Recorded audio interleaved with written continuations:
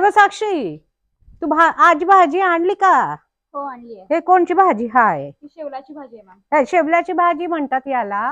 आणि मी तुमची लाडकी Kanchan Patwardhan, clinical dietitian हाय की. आणि मी आज पुन्हा ऑर्गॅनिक फार्म मध्ये आलेली आहे आणि माय बरोबर माझ्या दोन मैत्रिणी देखील आहेत. एक ही अनिशा आणि ही साक्षी, दोघी निसर्गप्रेमी आहेत आणि इतक्या उत्तम रीत्याने यांना भाजी भाल्याची माहिती आहे ना की मी काय सांगू. यांच्या बरोबर राहून मला पण खूप मजा येते. काय आहे की आपल्या निसर्गात इतके गुण आहेत की पहिला शॉवर आला म्हणजे पहिला पाऊस आला की तुम्हाला तुमच्या रोग प्रतिरोधक शक्तीला वाढवण्यासाठी कितीतरी व्हेजिटेबल्स उपलब्ध असतात आणि आपोआप त्या निघतात. आणि हीच जी भाजी आहे याला तू नाव काय सांगितलं मला? शेवळाची भाजी. शेवळ्याची भाजी. शेवळ्याची भाजी याला हे पहिल्या शॉवर मध्ये 10 दिवसाच्या आतच ही भाजी निघते. आणि ऍक्च्युली बेसिकली याचा कंद असतो खालती आणि तो रुतलेला असतो आणि त्याच्यातनं हे असे शूट्स येतात आणि फक्त असेच शूट येतात हे. आणि याला वेचून आणायचं असतं. 15 दिवसानंतर याच्यात फुलं येऊन जातात आणि मग ते काही कामाचे राहत नाही. याची भाजी होते, उत्तम रीतीची भाजी होते, शरीराला फार आरोग्य आहे. ज्या लोकांना, ज्या महिलांना मासिक स्रावाचा त्रास होत असेल त्यांच्याकरता पण ही भाजी फार उत्तम असते. पीसीओडी म्हणजेच पीसीओडी पीसीओएमएस च्या प्रॉब्लेमला ही भाजी खाल्ल्याने बराच फायदा होतो.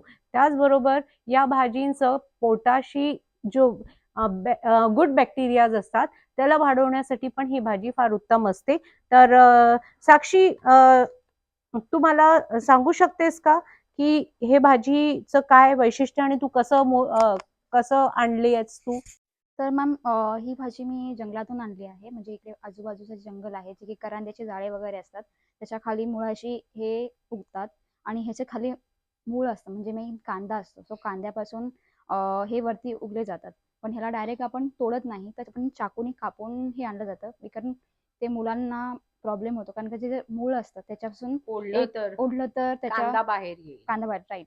सो त्याच्यापासून औषध बनवलं जातं. सो अच्छा. त्यामुळे आपण हे सुरीने कापूनच आणलेलं चांगलं असतं. Okay okay. या भाजीला निवडण्याची पण पद्धत खूप वेगळी आहे ना. अनिशा, तू काहीतरी सांगत होतीस की याला कसं निवडायचं असतं, सांगशील का जरा? हो हो नक्की सांगते. तर ही शेवळाची भाजी आता सगळीकडे पाऊस चालू झाला तेव्हा ही शेवळाची भाजी रानामध्ये आली. 7 ते 15 दिवसांच्या आत ही भाजी येते आणि त्यानंतर पूर्ण वर्षभर आपल्याला ही भाजी बघायला सुद्धा भेटत नाही. तर ह्या भाजीच्या वरती एक आवरण असतं, पातळ आवरण असतं. एक 2-3 आवरणांमध्ये ती भाजी लपलेली असते. तर वरचं जे आवरण असतं ते आपल्याला काढून टाकायचंय. अशा प्रकारे काढून टाकायचंय जेणेकरून आपल्याला आतमध्ये बांबू सारखी पोकळी असलेली भाजी बघायला भेटते. आणि अरे वा, हा खरंच खूप छान. त्याचं जर तुम्ही निरीक्षण केलं तर त्याच्या खालच्या बाजूला 2 कलर मध्ये लेयर्स दिसतात. तर हे जे ऑरेंज कलरचं लेयर तुम्हाला दिसतंय हे तुम्हाला काढून टाकायचंय. याच्यामुळे भाजी ही घशाला खवखवते. तर आपण याच्यासाठी आंब्याचं म्हणजे आंब्याचा आमसूळ किंवा आंबट, चिंच ह्या गोष्टी याच्यामध्ये घालून ही भाजी घालू शकतो. हो, कोकम सुद्धा घालू शकतो. तर हे अशा आंबट गोष्टी टाकून ही भाजी उकळून घेऊन ही बनवायची असते. अशा पद्धतीने ही भाजी केली तर घशाला खवखवतही नाही आणि आरोग्यासाठी खूप चांगली असते. अनिशा, मला लोकांनी सांगितलं की ही मटण आणि चिकन सारखी एवढी पौष्टिक असते हो. आणि याच्यात म्हणजे आणि चवीला पण इतकीच चवदार असते. हो, मटण आणि चिकनलाही मागे टाकणारी ही भाजी शेवळ्याची सगळ्यांची आवडती भाजी आहे. कोकणामध्ये आणि जास्त उष्णतेच्या जागेत ही भाजी भेटली जाते. तर नक्की जर तुम्ही इकडे कोकणात कधी आलात तर नक्की ही भाजी ट्राय करा. बरं, अच्छा, याला आता हे सोललं, आता याला चिरायचं कसं असतं? चिरायचं आपण सुरीने गोळ ह्याला कापून घेतो. हा, बारीक हो चिरायचं. हो, बारीक चिरायचं. बारीक चिरायचं. आणि आता अनिशाने आपल्याला सांगितलंच आहे की याला कसं सोलायचं असतं आणि याला बारीक कट करायचं. आणि बारीक कट केल्यानंतर काहीही आंबट म्हणजे कैरी किंवा चिंच किंवा आमसुलं असे टाकून आणि तुम्हाला याला पाण्यात उकळवून घ्यायचं आहे. आणि हे पाणी फेकायचं नाही आहे कारण पाणी उकळताना याच्यातली सगळी खवखव गेलेली असते. आणि आवडीचं कसं आता गावकरी बनवतात ते बघा. कोकम हाताने असं चुरून घ्यायचं.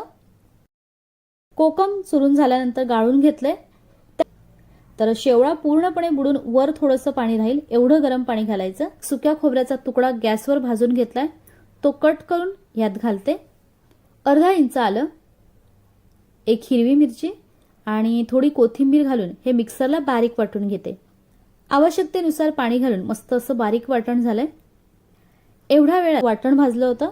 त्याच भांड्यात 1 चमचा तेल घालून त्यात ही शेवळा परतला की ह्यात घालूया तयार केलेलं वाटण. वाटण पण थोडंसं तेल सुटेपर्यंत परतायचं. त्यानंतर यात घालूया 1 सांबार पान, 1.5 ते 2 चमचे घरगुती लाल तिखट, थोडीशी हळद आणि अर्धा चमचा मटण मसाला घालते किंवा चिकन मसाला पण चालेल. मसाले करपू नयेत म्हणून थोडंसं पाणी घालायचं. मटण मसाला पाहिजेच असं काही नाही, फक्त गरम मसाला घातला तर तेलावर परतलेली शेवळी.